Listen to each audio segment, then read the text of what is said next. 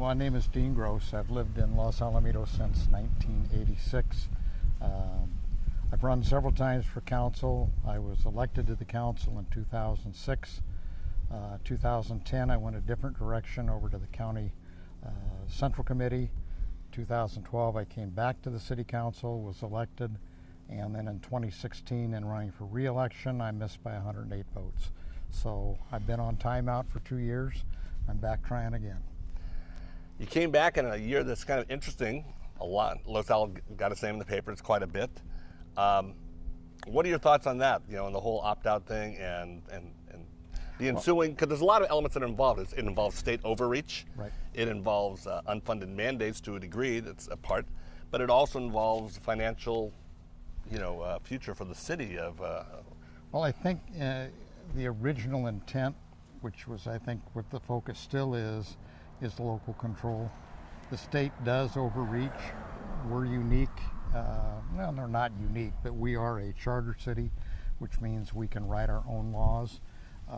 It means that we have a right to determine what our police department does, and that was the biggest concern, I believe, for Councilmember Kusamoto, who put this thing forward. And I support that. It's turned into be a ethnic situation, a racial type situation, which I don't think was ever considered. We've not had that kind of problem in Los Alamitos. We don't do a lot with ICE in the process. We don't even keep our prisoners. They go to Seal Beach, and then Seal Beach transfers them over to county jail. So it would be the county that would be involved in interacting with ICE. The cost of suing and the impended lawsuit against us is definitely an issue. It's definitely a concern because we don't have extensive funds.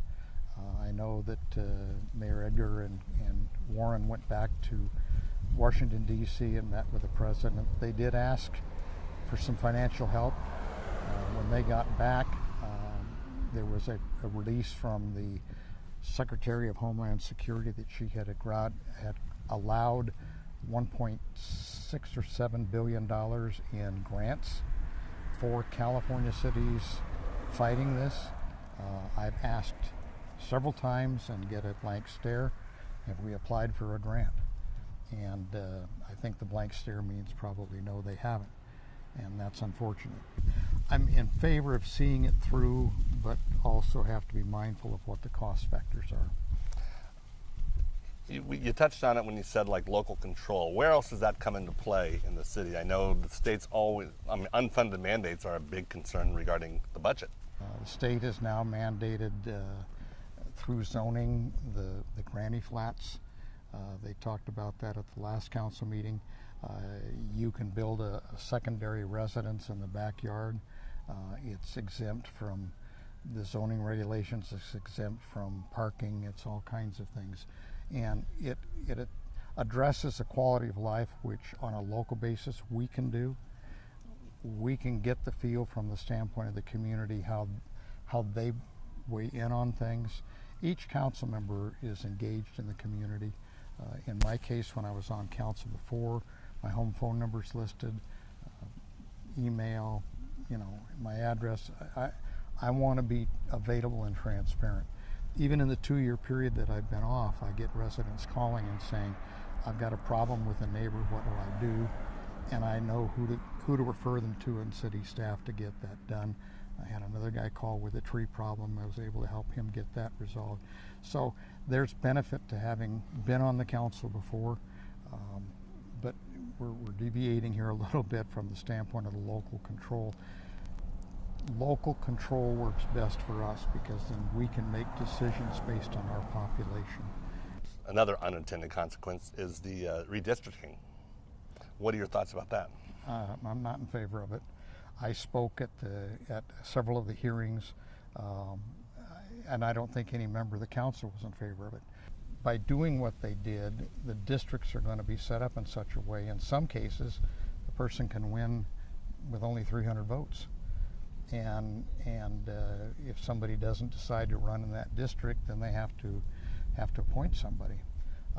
It is not right now. The citizens of our small city 11,500, have access to all council members.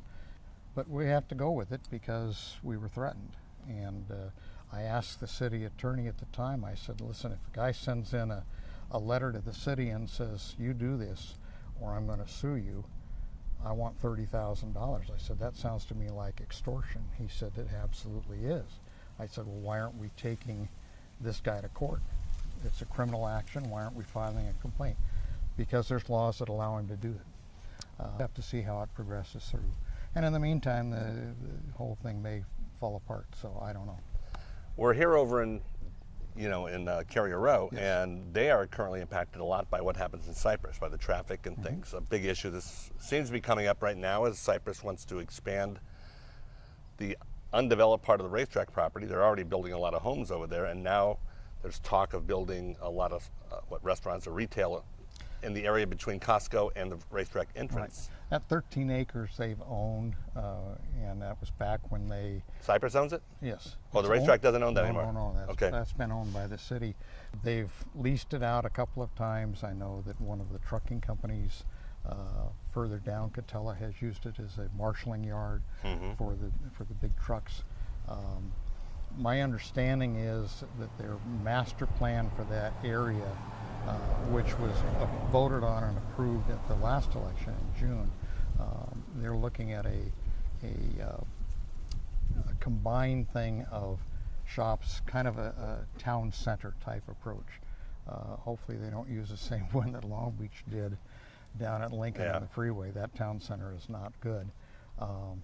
But the communications between the cities is important. We've had stability with our leadership. We've had stability with their leadership. And I think we all understand each other in the process, much like Sacramento. You've got to be able to cross boundaries. You've got to be able to work with other people in order to make things happen. Going from one street to another, from Catella to Los Al Boulevard. You live over by there. What's your feeling so far on the improvements? The improvement on Los Alamitos On both, Boulevard, I think it's an enhancement. Hopefully now we can get the private sector, the commercial people to join in once that Fairfield Marriott is built. That'll add some more dynamics. It will spark others. Parking is a big problem and needs to be addressed. We, the city, don't control what a private landowner does on their land. We can control it to a certain degree through zoning, but we can't mandate what goes in there.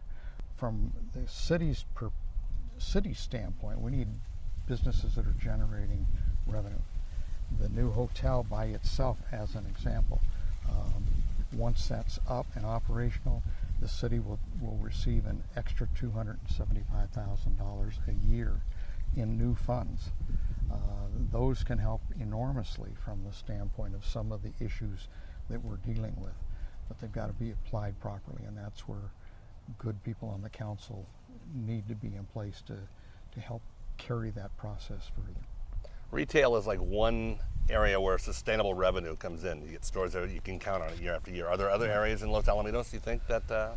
Well, the other area is property tax, and as properties change hands and improve, the assessment goes up. That helps, but we're not seeing a lot of that happening with the single family as much as people taking property and turning them into multifamily. We're again under another mandate from the state, from the county, on homeless and finding low-income housing for people. This is why you'll see, like in Anaheim, the multi-use where they have retail on the bottom and have residences on the top, or condos, Right. apartments, things like that. This has been talked about a couple times. It just doesn't feel like it fits for Los Alamitos. Yet we're being told by the judge we're part of the homeless solution. This is just the like whole Judge everybody Carter else. thing that, Yes, okay. right. So these are where things sometimes happen beyond our control, and we have to we have to learn to be able to figure out a solution for it in that process. Fortunately, places like CASA and Precious Life provide homes and provide space on an emergency basis for kids and for pregnant women. That helps enormously. That helps us meet numbers. But at the other side, their function is different in their missions Sure. as well. So we just need to all work together. The school district obviously impacts Los Alamitos a lot. It's the biggest government agency. Los Alamitos, it's most of Los Alamitos park space. Yes. What's your feeling on how the district has worked with the school district and how they can improve? Warren has said we've gotten along and had some challenges, and I would have to say that's the case. When they did a lot of their Measure K improvements, one of them was the high school track. They came in and put lights up. All of the neighbors around there got upset, filed a suit against the school district. When that happened, they filed a resolution, which I didn't think they could, but they can. They're covered under the education code, so they operate by a different set of rules and mandates. They exempted themselves from all of the local zoning and ordinance issues. We can't control anything from the standpoint of what they do. That was a real consternation back and forth that ultimately worked itself out. But we need to work together because things they do impact us. I'm sure things that we do impact them the same way, and it takes both parties working together.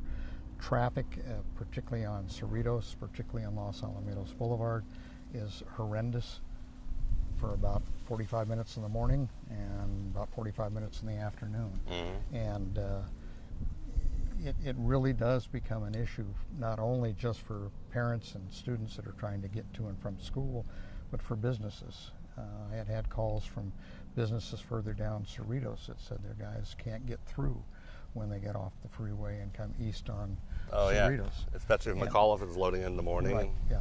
And so, there you got to go to the private guy and say, what's the chances of you moving your starting shift up to 7:30? That way you bypass what's going on with the school and hopefully help part of that. There are solutions to a lot of problems. They don't make everybody happy, but there are solutions and ways to work things out if we can calmly sit down and try and do that. The other big neighbor, big brother to Los Al, is the base. Mm-hmm. You probably know the base as well as anybody around here. What are the benefits of the base to the community, just for people who don't know? The benefits of the base is that it's a huge employer. It's an economic engine that most people don't realize. Do you know how much revenue has there ever been There was a study done back in 2005 when the 63rd Regional Readiness Command was being considered to leave the base, and that ultimately happened. It was in the millions. When you look at especially weekends, the amount of soldiers that are in restaurants, the amount of soldiers that are in our community, they stay in hotel and motel rooms a lot. It's far better than having to sleep on the ground in a tent, which they do as well. They also use our laundries, dry cleaners enormously. Go to any dry cleaner and you're going to see military uniforms all over the place. And so it does generate a revenue stream. It's also a positive image from the standpoint of the community to have a military facility. It's not an active base like Pendleton or some of the other bases that have been around, but it has the last remaining military airfield in LA and Orange County, which on a homeland security basis is huge. The base has about 40 different tenants. Virtually every branch of the military is represented there in one fashion or another, or they train there. It's a great part of the community, and the biggest problem that we have is that every 2 years, the management, if you will, the general changes.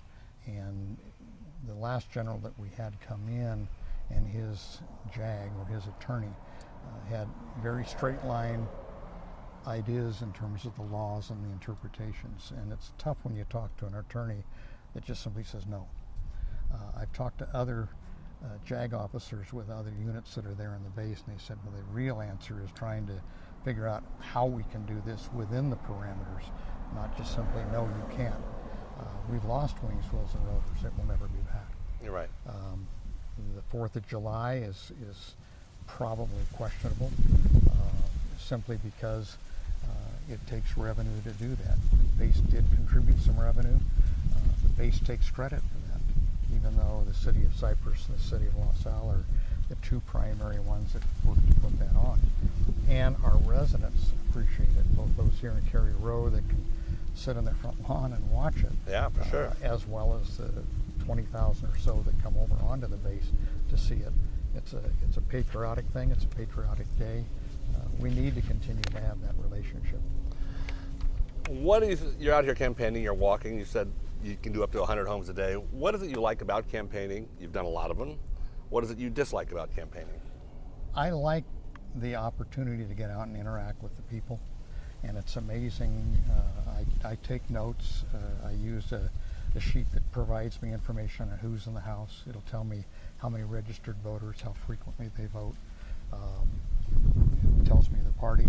It's a little spooky when you knock on the door. I had one guy, I said, "Hi, are you John? Who wants to know?" was my response.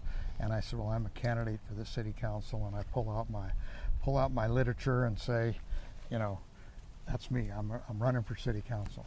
And I've been expecting a process server to come and give me a summons. So it's a little freaky at times. Sometimes when you do things like that, but for the most part, people are very friendly. I think for the most part they're very open and honest. It's a chance to hear their concerns. In walking through here, one of them said it would be nice to have a center median on Lexington, kind of divide that street up. I don't know, that's one of the wider streets that we have. A median could probably be put in there, but I don't know how that impacts the truck traffic coming in and out of the base. Aren't there homes that are also on Lexington? Yes, yeah, there are homes on the west side. Okay. There is an apartment unit registered on the east side. I was in that one last weekend. But those homes along Lexington tend to be rentals for the most part. You get a certain amount of transiency, as you do with the apartments. Sure. Which is normal for any city. Right. That has people coming and going. So, what other issue that we haven't mentioned today comes up do you think it's important for people to know about? The pensions, the unfunded liability on the pensions. Oh yeah, I I skipped over that when we were talking about the unfunded mandates. So we don't have control over that, and I often wonder why. How PERS invest their money, they don't have to answer to us. They answer to their own board. Their own board is, as I understand it, appointed, maybe elected, but it's certainly not elected by the voters of the state. They've made assumptions. They've run this merry-go-round up and down roller coaster that depending upon investments it's good, and depending upon investments it's not so good. Where we're facing the problems is the guys and the gals that have already retired. The prior was that they get 3% at 60. At 50.